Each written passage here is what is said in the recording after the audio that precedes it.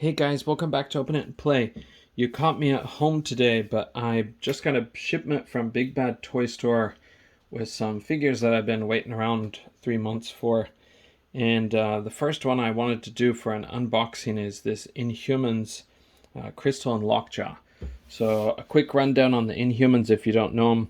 Black Bolt is the king of the Inhumans.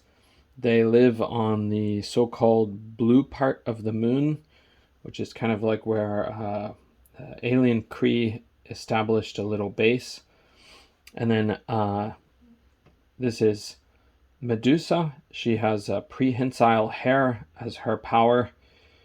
And this is Karnak. He has the ability to spot the weakness in any enemy or any situation that he's facing, like to overcome. Black Bolt's power is this incredibly super powerful voice which can just destroy buildings and stuff.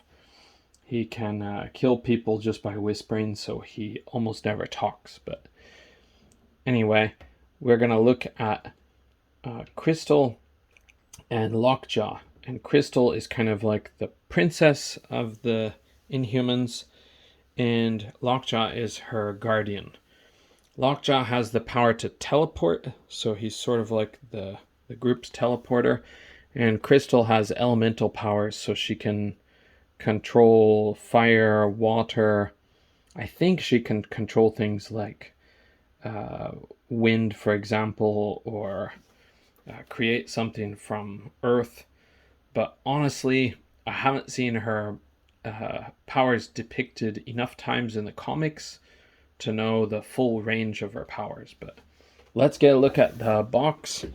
Now we're filming at my home this time, so it's going to look a little bit different than usual, but hopefully you'll be able to see most of the stuff clearly. Okay, and the other side portraying Lockjaw there. And then we have this logo at the top, which looks like the late 90s version of the Inhumans. And then the bottom of the box, if you want to see that or screenshot that. And you can see I bought a substandard grade from Big Bad Toy Store, so mine's kind of pulverized. I did that to save a little bit of money because, believe it or not, I'm not rich. I just spend most of my money on figures. But this box is a little bit cheaper. I was waiting for this box set to get cheaper because I think it was $69.99 for its retail price, and I've seen it on sale for maybe $60 before, but I passed it up at that time because of financial reasons. So I ended up paying a higher cost overall, but I did have the choice to send this with my pile of loot shipment, so I saved some money on shipping. But anyway, let's get these guys out of the box. I did cut the tape on the bottom, and I did slide it out one time to take a look, see what we've got here. Put the box down there so you can see fresh out of the box. Whoops, it's not focused. You can see fresh out of the box. We've got Crystal over on the left, and she has some alternate hands and an alternate head. And I think both of the head sculpts are going to be rather pleasing or pretty awesome. And Lockjaw is really nice looking, but unfortunately he's kind of a failure in terms of the engineering design. They put so much effort into Zabu, but then with Lockjaw they just cut corners, so he doesn't have any joints like at the middle parts of his legs, and so that's kind of a huge drawback. Kinda to make up for that, they just included some separate sculpts, or used some separate sculpts, and those are like him in a sitting stage, or a sitting pose, sorry. So we'll pop off this and we'll take a look at the accessories first. Okay, it's gonna be kind of weird to do, but we'll look at Crystal's accessories first. Sorry, it's hard to get my finger under this tape. There we go. So her alternate hands are a couple of little punching hands. Where'd it go? We've got our legalese paper here. Her alternate hands are these very small punching hands. Really teeny tiny. Okay. And then she does have some effects. So her effects... Oh, I'll get her head first. Okay, here's her alternate portrait or alternate head sculpt. And I think it looks pretty good overall. It has her unusual pattern. Some people say this is the color in her hair. Some people say this is like a magic effect or a kind of technological effect. Mine appears to have a little bit of a paint problem. We've got a tiny scuff here where the red hair is poking through. But her face looks really nice. They did a good job on the paint scheme, and her eyes look really nice and blue. If I can get this to focus. I'm sorry, it was focusing really well just a moment ago, and now somehow it doesn't want to focus. Okay, there we go. Should be able to see that better. So, great color blue. And then her power effects are over here. This background is just white because the box doesn't have a window.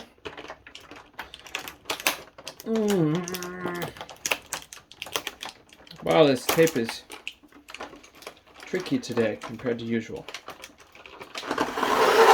Okay, here are her power effects. She has this little flame effect that ports onto her wrist. Marvel Legends likes their wrist attaching effects. And then here is the other little one. It's kind of a wispy effect. I don't know if it's supposed to be water or wind, but I suppose it's supposed to be water. On the image on the front, it looks more like water. So, okay. So that is Crystal's accessories. I think we'll take a look at Crystal's figure, and then we'll move on to Lockjaw. Okay. So, taking a look at Crystal's aesthetic here, you can see she's got a nice, vibrant, bright yellow, and sadly, she doesn't have much in the terms of articulation.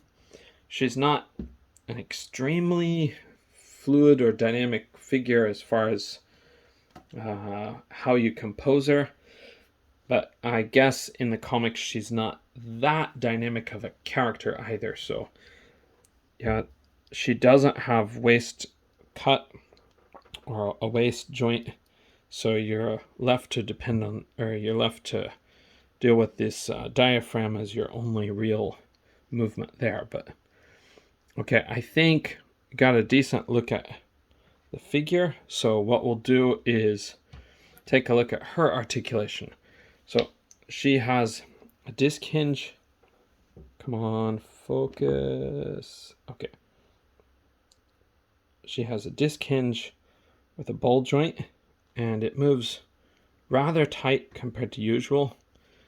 Okay, and then her other portrait you can see here, it's very well done too.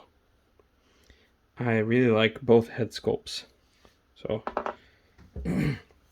okay, we'll give her alternate head just for now and continue.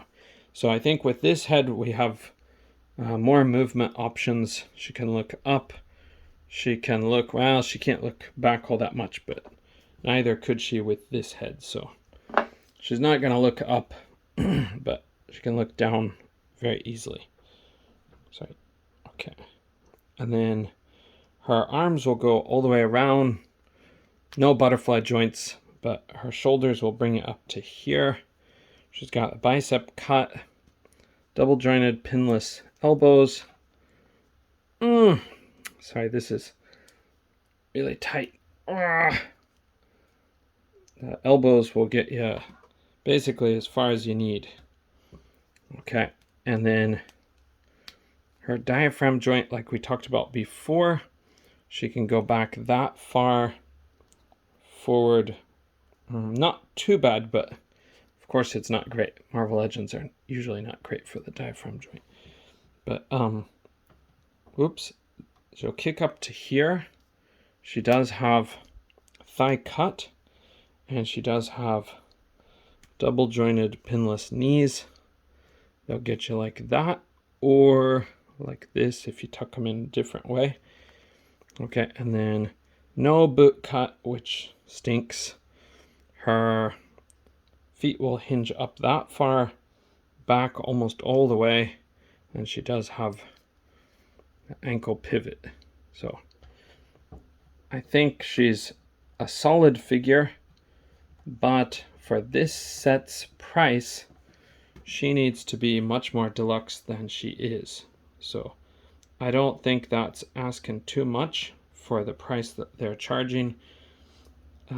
Obviously Lockjaw costs more than her because he's got so much plastic, but yeah, we need a waist joint.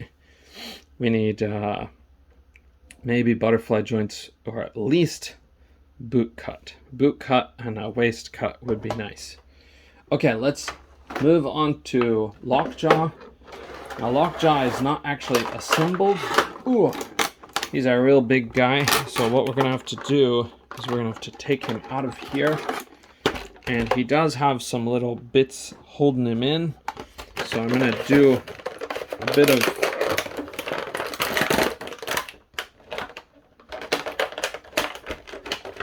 moving him around off camera.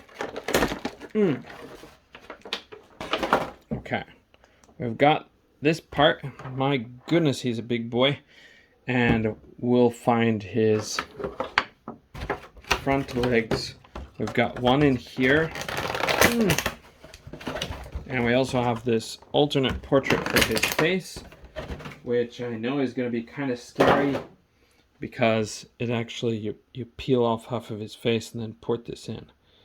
It's kind of disturbing the way they did it, but it also is appreciated that he has an alternate portrait.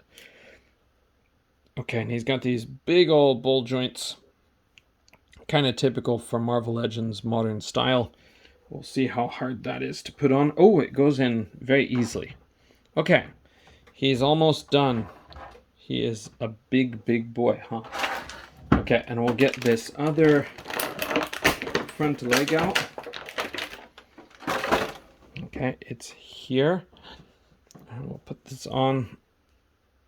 There we go. Okay.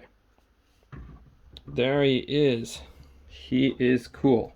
I like Lockjaw, and I've liked him ever since I got into Marvel. I think I saw him on the Fantastic Four comics, or maybe even the Fantastic Four cartoon first. But yeah, I just always liked him. I thought, wow, it's kind of a unique character, interesting idea. A big teleporting dog. Now, some people said, and I think it's probably true, but Lockjaw should technically be a normal human. And then when he was mutated by the Terrigen or Terrigen mists, which is what all Inhumans go through when they first get their powers, then he actually transformed into this dog form. If so, it's got to be really annoying having people treat you like a dog, right?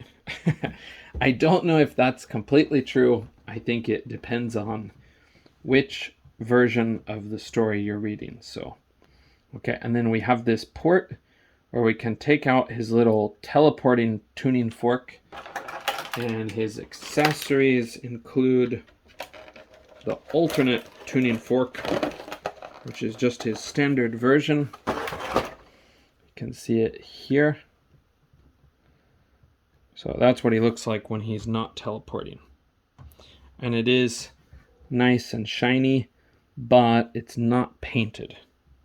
However, I think it's relatively shiny for being simply plastic, molded plastic. Okay, and then if we look at his accessories further, so we already saw those two parts, his tuning fork and his mouthpiece. Let's take a look at these legs. Now figure is kind of gross. I don't know if it's because the box was damaged, but I had a teeny tiny dead bug in here. Might have been a mosquito. But these are his alternate legs. You can see they're molded into a sitting pose. Now, these are appreciated. It would be better to have legs that compose. Wow, that comes off so easily. It would be better to have legs that compose properly, but given that his articulation is limited to just this joint here, and we'll see what he looks like with these.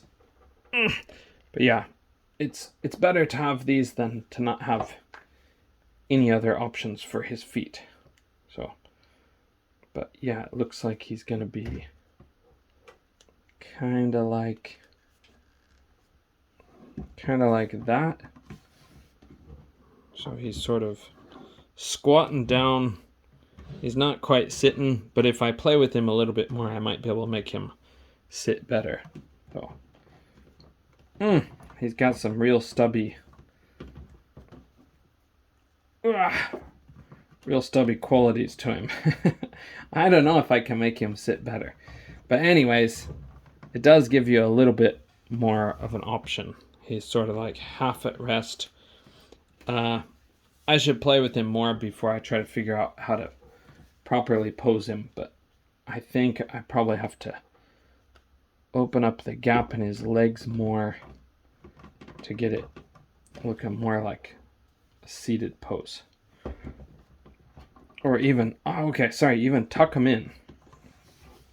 There, tucking him in looks better for seated pose.